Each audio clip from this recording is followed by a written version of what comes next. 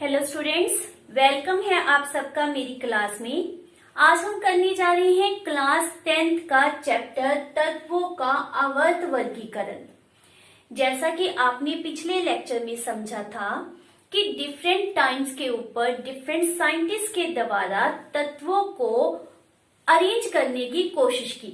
ये अरेंजमेंट इसलिए की गई ताकि हमें और नंबर ऑफ एलिमेंट्स जो हैं उनकी प्रॉपर्टीज इजीली लर्न हो सके।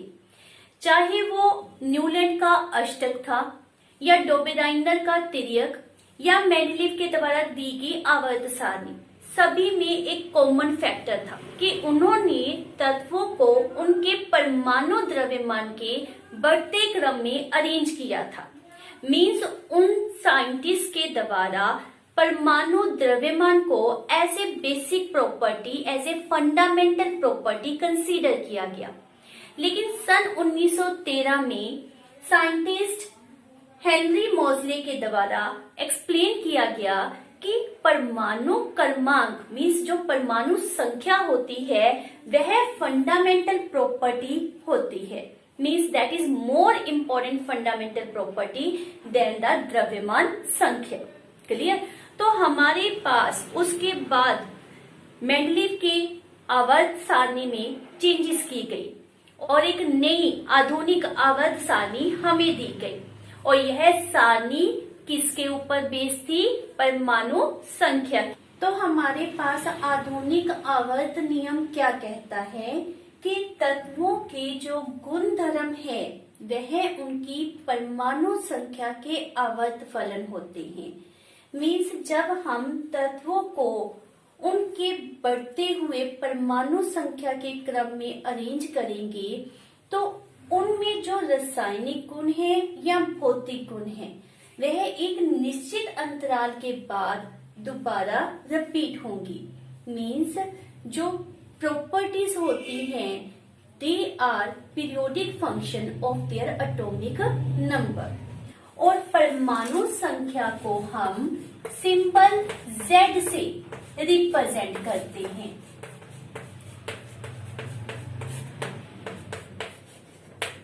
और यह नाभिक में प्रेजेंट प्रोटॉन की संख्या के बराबर होती है।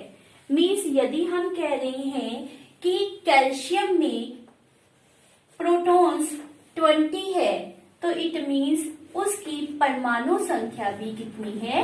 20।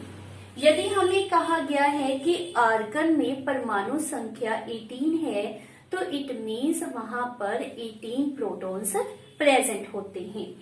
तो इस तरह से परमाणु संख्या के अकॉर्डिंगली हमारे पास न्यू पीरियोडिक टेबल दिया गया।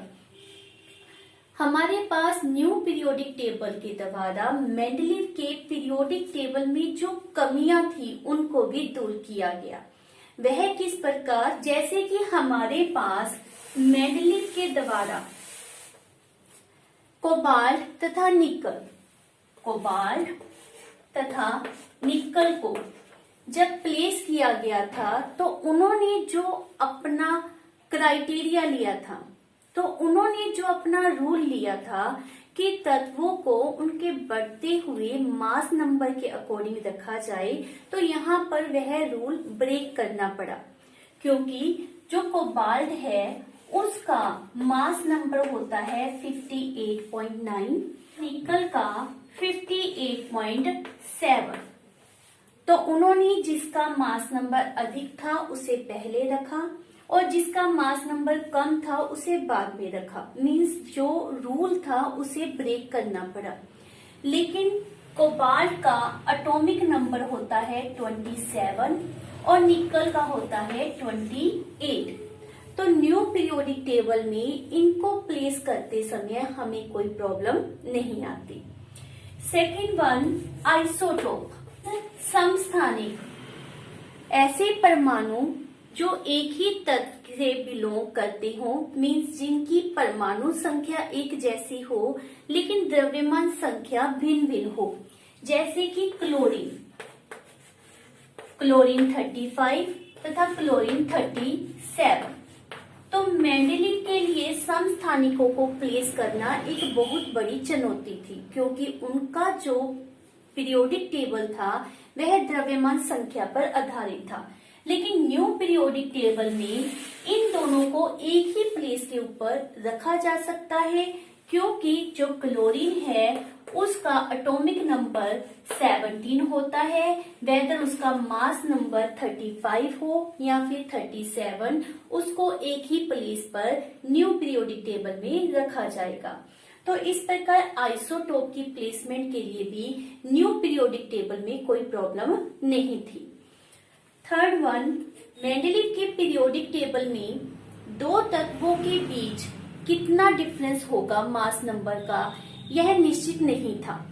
जैसे कि जब हमारे पास लिथियम से बेरिलियम, बोरोन, कार्बन इस तरह से हम मूव कर रहे हैं, तो लिथियम के पास मास नंबर होता है 7, बेरिलियम 9, बोरोन का 11, कार्बन 12।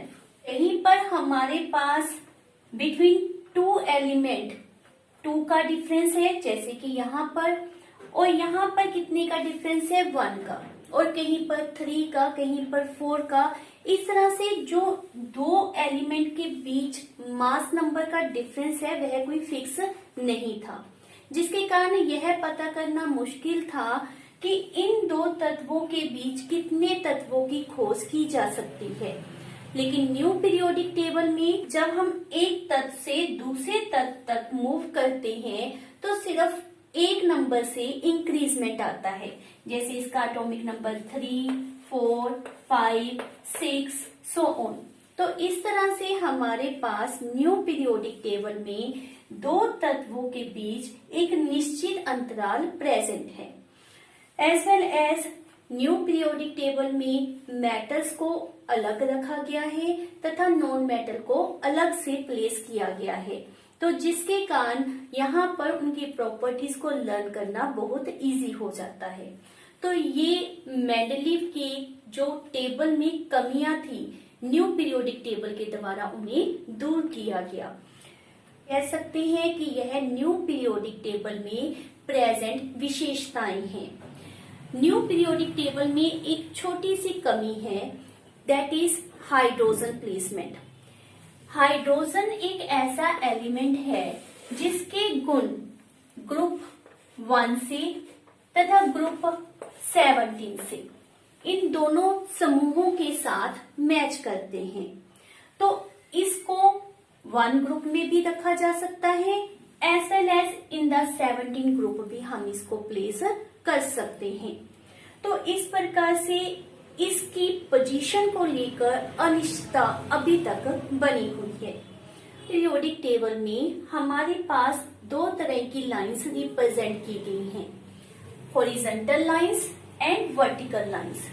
हॉरिजॉन्टल लाइन टोटल हमारे पास 7 हैं, जिन्हें हम पीरियड्स या फिर आवर्त का नाम देते हैं, और वर्टिकल लाइंस जो हैं वो 18 हैं और उन्हें ग्रुप या फिर समूह का नाम दिया जाता है। जब हम एक ही समूह में प्रेजेंट तत्वों के इलेक्ट्रॉनिक विन्यास को चेक करते हैं तो हमें क्या प्राप्त होता है। जैसे मान लेते हैं हम समूह 1 की बात कर रहे हैं, जिसमें हमारे पास hydrogen, lithium, sodium, potassium, rubidium, caesium present हैं, और इन सभी में आप देखोगे कि जो बाहरी कक्ष है उसमें एक इलेक्ट्रॉन प्रेजेंट है। जैसे हाइड्रोजन में आपको पता है एक कोश होता है और उसके आखिरी शेल में एक इलेक्ट्रॉन होता है। लिथियम में 2, 1, सोडियम में 2, 8, 1, पोटाशियम 2, 8, 8, 1 एंड सो ऑन। तो आपको इनके बाहरी कोश में एक इलेक्ट्रॉन मिलता है। चाहे यहाँ पर कोश की संख्या में वृद्धि हो रही है, परंतु संयोजकता इलेक्ट्रॉन जो कि बाहरी कक्ष में इलेक्ट्रॉन्स होते हैं उनकी संख्या समान रहती है। इसी प्रकार आप किसी और समूह की बात करते हैं, जैसे हम 17 ग्रुप की बात करें, फ्लोरीन, क्लोरीन, ब्रोमीन, आयोडीन, तो यहाँ पर भी आप क्या देखते हो कि इनके बाहरी कोश में इलेक्ट्रॉन सदैव एक जैसे रहते हैं, दैट इज 7। तो यहाँ पर तो यहाँ पर हमारे पास समूह में क्या फीचर मिलता है, कोश की संख्या लगातार बढ़ती है, लेकिन जो संयोजकता इलेक्ट्रॉन है, मीन्स बाहरी कक्ष में जो इलेक्ट्रॉन होते हैं वह सदैव सेम रहते हैं।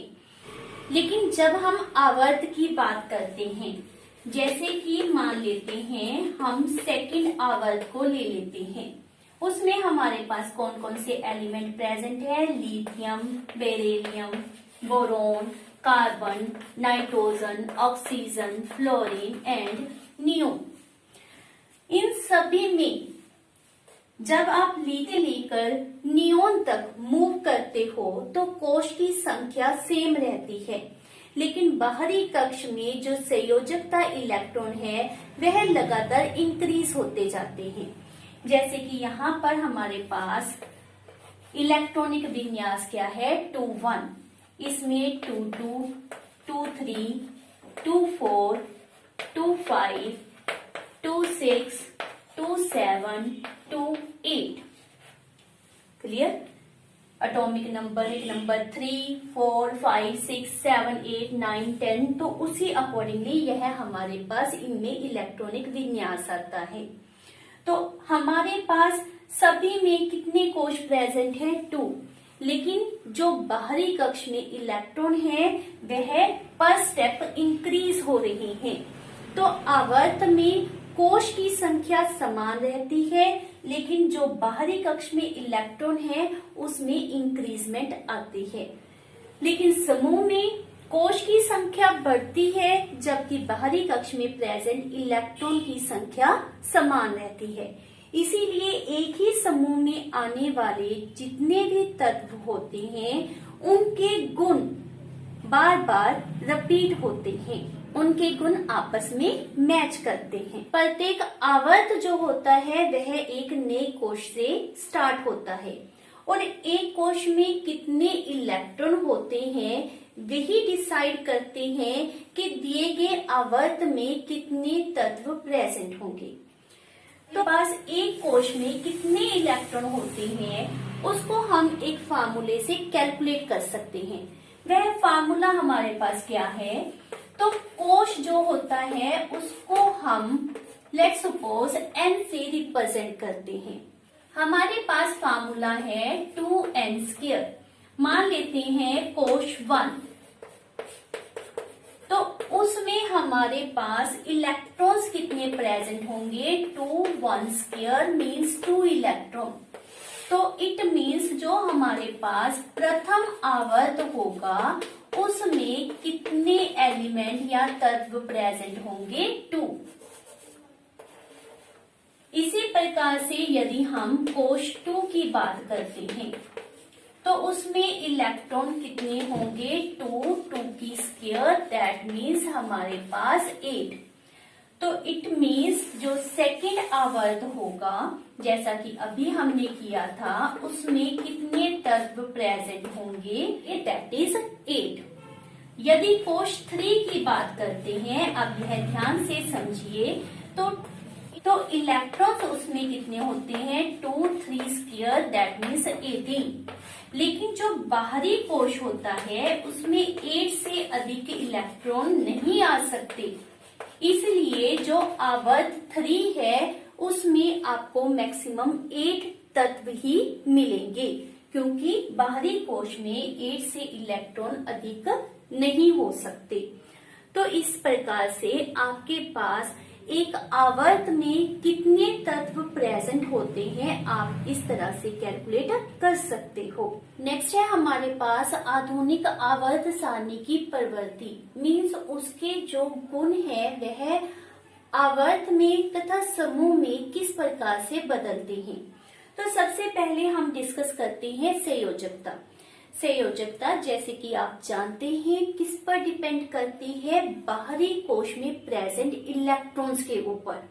और जो अभी हमने डिस्कस किया उसमें आपको मेंशन किया गया है कि समूह में बाहरी इलेक्ट्रॉन की संख्या समान रहती है, संयोजकता इलेक्ट्रॉन समान रहते हैं, तो इट मीन्स एक समूह में जितने भी तत्व प्रेजेंट होंगे उनकी संयोजकता समान होगी।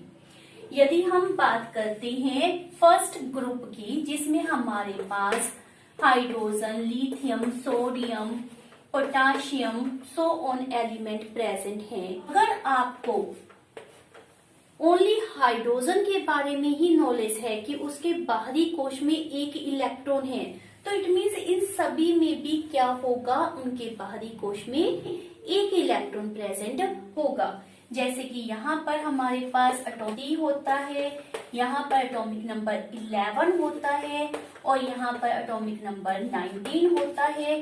तो हम इनका इलेक्ट्रॉनिक विन्यास इस प्रकार से लिखेंगे, सभी के बाहरी कक्ष में एक इलेक्ट्रॉन है, तो ग्रुप 1 की संयोजकता कितनी मिलेगी आपको, 1।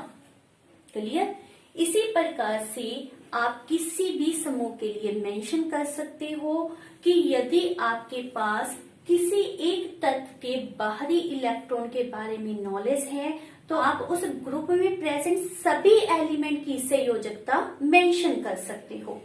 तो एक ग्रुप में प्रेजेंट तत्वों की संयोजकता एक जैसी रहती है, उसमें बदलाव नहीं होता। जब हम आवर्त की बात करते हैं तो हमने क्या मेंशन किया है कि आवर्त में लगातार संयोजकता इलेक्ट्रॉन बदलते जाते हैं। लिथियम टू नियोन संयोजकता जो है वो बदलती जाएगी। किस तरह से बदलाव आता है आपको पता है, यहाँ पर कौन कौन से एलिमेंट प्रेजेंट हैं।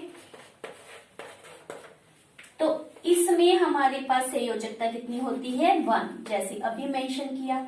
इसके बाहरी कोश में इलेक्ट्रॉन कितने प्रेजेंट होते हैं, 2, तो संयोजकता 2। इसमें 3 तो संयोजकता 3, इसमें 4 तो संयोजकता 4। और उसके बाद आपने क्या करना होता है, संयोजकता पता करने के लिए बाहरी इलेक्ट्रॉन को 8 से माइनस करना होता है। जैसे इसमें 5 इलेक्ट्रॉन है, इसमें 6, इसमें 7, इसमें 8। तो अब 8 में से इसको माइनस करोगे तो इसकी संयोजकता 3, 2, 1 एंड 0, क्योंकि ये अक्रियाशील गैसें होती हैं। तो संयोजकता आवर्त में रेगुलरली चेंज होती है, जबकि समूह में एक जैसी रहती है। नेक्स्ट है परमाणु साइज। परमाणु साइज मीन्स परमाणु की त्रिज्या। जैसे कि जो हाइड्रोजन परमाणु है उसकी परमाणु त्रिज्या होती है 37 पिकोमीटर। 37 पिकोमीटर। यहाँ पर पिकोमीटर का मीनिंग क्या होता है, 10⁻⁻12 मीटर। मीन्स उसकी जो परमाणु त्रिज्या है वह बहुत ही छोटी होती है। एक स्वतंत्र परमाणु के लिए केंद्र से लेकर बाहरी कक्ष तक जो डिस्टेंस होता है, जो दूरी होती है, उसे हम परमाणु त्रिज्या या फिर परमाणु साइज से रिप्रेजेंट करते हैं। तो समूह तथा आवर्त में परमाणु साइज में किस तरह से बदलाव आता है, तो पहले हम डिस्कस कर रहे हैं आवर्त के लिए। आवर्त कोई भी आप सपोज कर सकते हैं, जैसे हम नॉर्मली सेकंड आवर्त को ले रहे हैं, lithium, beryllium, boron, carbon, nitrogen, oxygen, fluorine and last is neon. Clear. तो बाईं से दाईं तरफ जाते हुए किस तरह से आवर्त में परमाणु साइज बदलता है वह हमने देखना है। जब हमने इनको रिप्रेजेंट किया, लेट्स सपोज हम लिथियम को रिप्रेजेंट कर रहे हैं, यह हमारा नाभिक, यह फर्स्ट कोश तथा यह सेकंड कोश।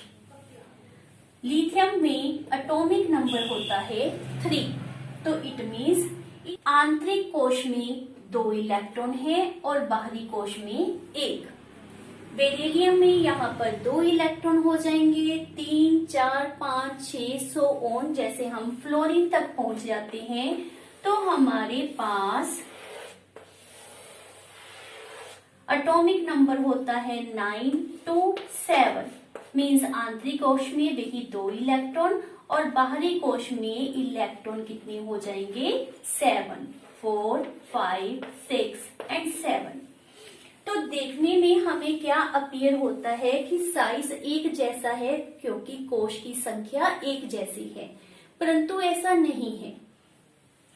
लगातार यहाँ पर जैसे जैसे परमाणु संख्या बढ़ती है तो यहाँ पर जो प्रेजेंट प्रोटॉन्स हैं उनकी संख्या बढ़ेगी।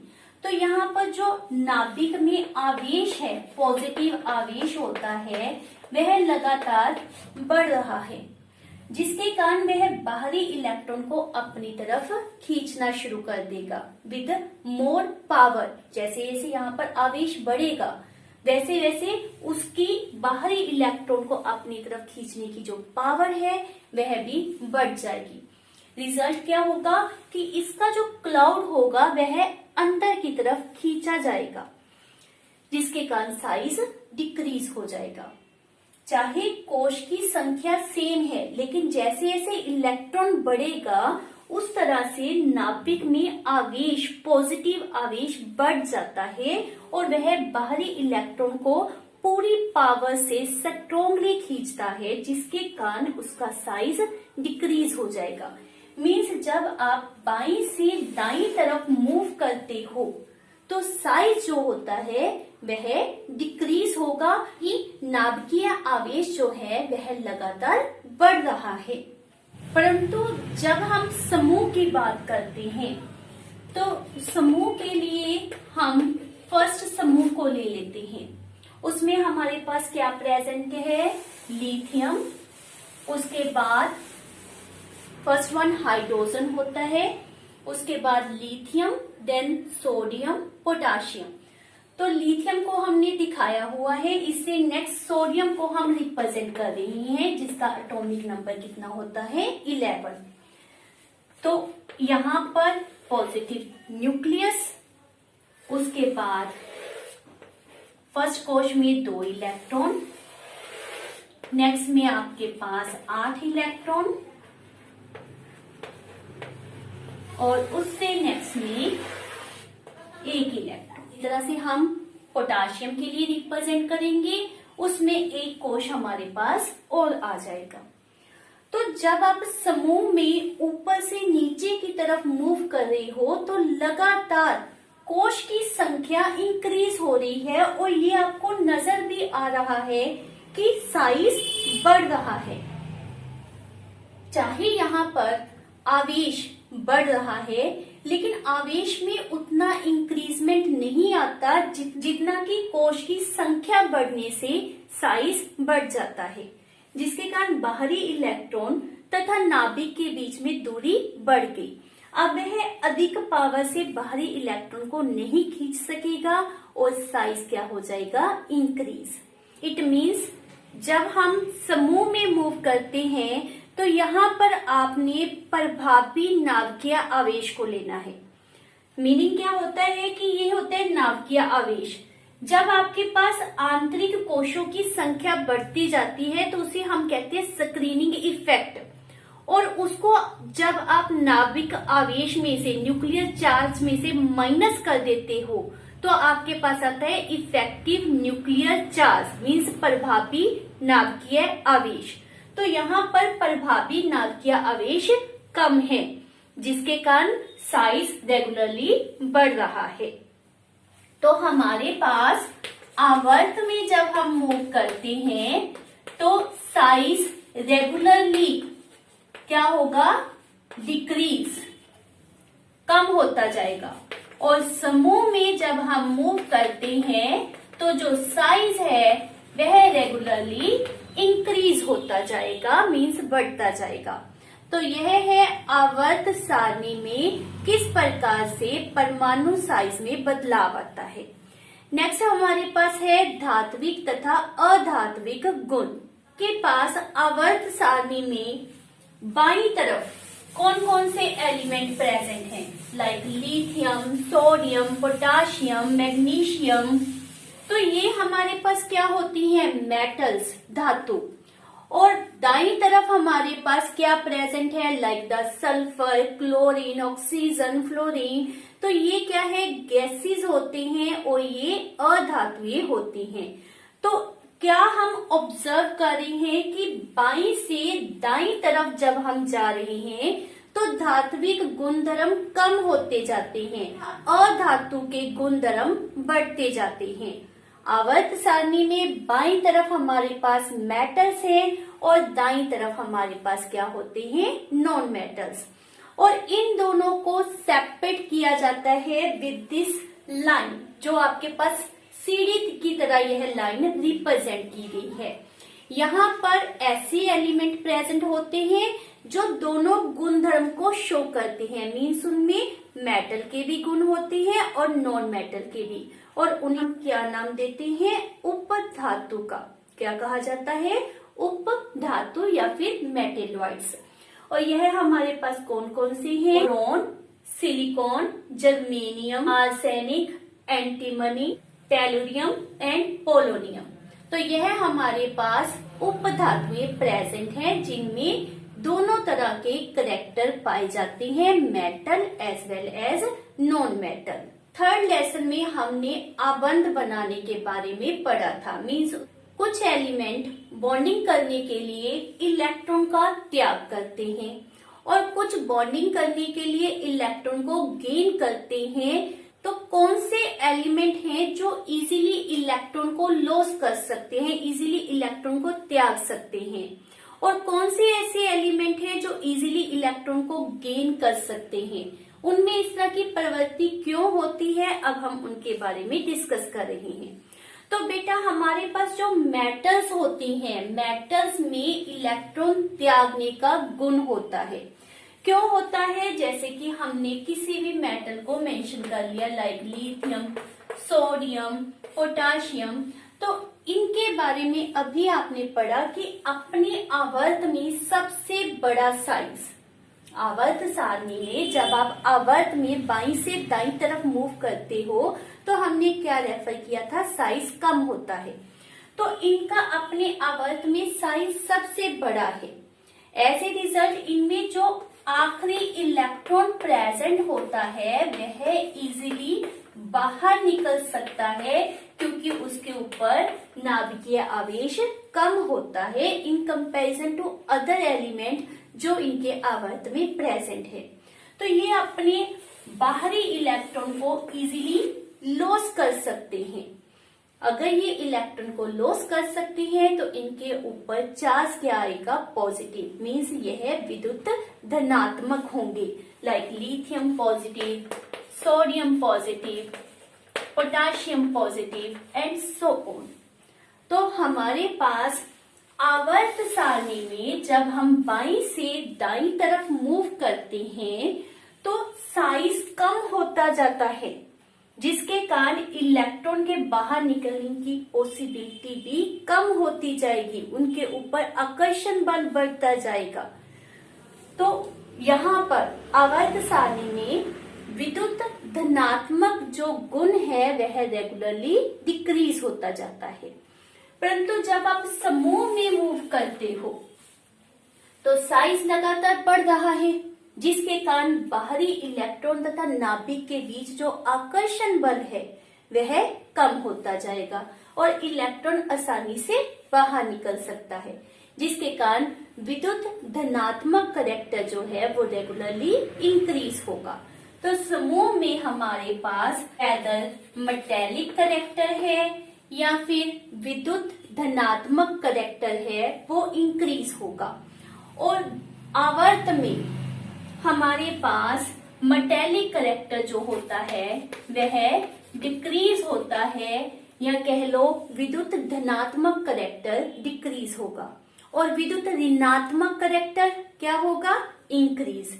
जैसे कि हमारे पास फ्लोरीन की बात करें, आवर्त सेकंड में आपके पास नियोन को छोड़ देते हैं बिकॉज वह अक्रियाशील गैसें हैं। तो 17 ग्रुप में हमारे पास सेकंड आवर्त में क्या प्रेजेंट है, फ्लोरीन। फ्लोरीन में हमारे पास इलेक्ट्रॉन है 2 7, तो यह 7 इलेक्ट्रॉन को लॉस नहीं करेगा। आप जानते हो इसने अपने आउटर ऑर्बिट को पूरा करना होता है, मीन्स इसको 8 इलेक्ट्रॉन चाहिए, तो यह क्या करेगा, 1 इलेक्ट्रॉन गेन करेगा। अगर इलेक्ट्रॉन गेन कर रहे हैं तो इनमें क्या गुण आएगा, विद्युत ऋणात्मक। तो बाईं से दाईं तरफ जाते हुए विद्युत धनात्मक करैक्टर तो कम होता जाएगा, लेकिन विद्युत ऋणात्मक जो करैक्टर होता है वह रेगुलरली इंक्रीज होता जाएगा। तो ये आपने दिमाग में रखो कि ऊपर से नीचे जाते हुए मेटेलिक करैक्टर इंक्रीज होगा, मीन्स धनात्मक करैक्टर भी इंक्रीज होगा। आवर्त में बाईं से दाईं तरफ जाते हुए विद्युत धनात्मक करैक्टर जो होता है वह डिक्रीज होता है, मेटेलिक गुण भी डिक्रीज होता है, यह दोनों गुण कम होते हैं। लेकिन यदि हम अधातु के बारे में रेफर करें तो अधात्वीय करैक्टर जो होता है वह इंक्रीज होगा, एज वेल एज विद्युत ऋणात्मक जो करैक्टर है वह भी क्या होगा, increase. And this is very very important. और इसी प्रकार आप इनके ऑक्साइड के बारे में भी जान सकते हो। जो मेटेलिक ऑक्साइड होते हैं वह बेसिक, ये मीन्स क्षारीय होते हैं, और जो अधातु के ऑक्साइड होते हैं वह अम्लीय प्रवृत्ति के होते हैं। तो क्षारीय गुण आपको बाईं तरफ मिलते हैं तथा अम्लीय ऑक्साइड आपको दाईं तरफ मिलते हैं। तो दिस इज क्वाइट इंटरेस्टिंग, और इससे जुड़े हुए बहुत से इंटरेस्टिंग क्वेश्चन हैं, उनमें से एक फ्यू अभी हम डिस्कस कर रहे हैं। तो यदि हमारे पास प्रश्न पूछा गया है कि ऐसे 3 तत्वों के नाम लिखो जिनके बाहरी कोश में एक इलेक्ट्रॉन हो, तो हमारे पास आवर्त सारणी का पहला समूह, जिसमें बहुत एग्जाम्पल के साथ अभी हमने डिस्कस किया कि बाहरी कोश में एक इलेक्ट्रॉन होता है, तो आंसर क्या आ जाएगा, lithium, sodium, potassium, so on. किसी की भी एग्जाम्पल आप समूह 1 से दे सकते हो। अगर पूछा जाए कि ऐसे एलिमेंट्स लिखो जिनके बाहरी कोश में 2 इलेक्ट्रॉन हैं, तो हमारे पास समूह 2, उसमें हमारे पास क्या है, बेरिलियम, मैग्नीशियम, कैल्शियम, और इनके बाहरी कोश में कितने इलेक्ट्रॉन प्रेजेंट होते हैं, 2। आपने सिर्फ फर्स्ट एलिमेंट को अच्छी तरह से कॉन्फ़िगरेशन माइंड में रखनी है, उसके बाद समूह में प्रेजेंट एलिमेंट में से किसी का भी नाम रेफर कर सकते हो, क्योंकि हमारे पास समूह में आखिरी कक्ष में इलेक्ट्रॉन सेम रहते हैं। यदि हमारे पास पूछा जाए कि कौन से ऐसे एलिमेंट हैं जिनकी संयोजकता 0 होती है, मीन्स वह अक्रियाशील होती हैं, तो हमारे पास समूह 18 आ जाएगा, जिसमें हमारे पास क्या प्रेजेंट है, helium, neon, argon, so on. इस प्रकार से ही आपके पास प्रश्न पूछा जाता है कि ऐसे तत्व का नाम बताओ जिसमें 2 कोश हो और वह दोनों पूरी तरह से भरे हों। तो हमारे फार्मूला 2n² के अकॉर्डिंगली पहले कोश में 2 इलेक्ट्रॉन पूरा भर जाएगा, दूसरे कोश में 8 इलेक्ट्रॉन वह भी पूरा भर जाएगा। क्या नाम होता है कोश का, K तथा L। ये दोनों पूरे भर गए, कितना नंबर आ गया हमारे पास, 10, और 10 के ऊपर आपको पता है कौन सा एलिमेंट होता है, नियोन। तो अ नंबर ऑफ क्वेश्चंस इस तरह से आप सॉल्व कर सकते हो। इस टॉपिक को अच्छी तरह से लर्न करो। वैध संयोजकता है, परमाणु साइज, धात्विक अधात्विक गुण से क्वेश्चन इससे रिलेटेड आपसे पूछे जा सकते हैं। सो बेस्ट ऑफ लक, इनको अच्छी तरह से आपने लर्न करना है। Thank you for watching my video.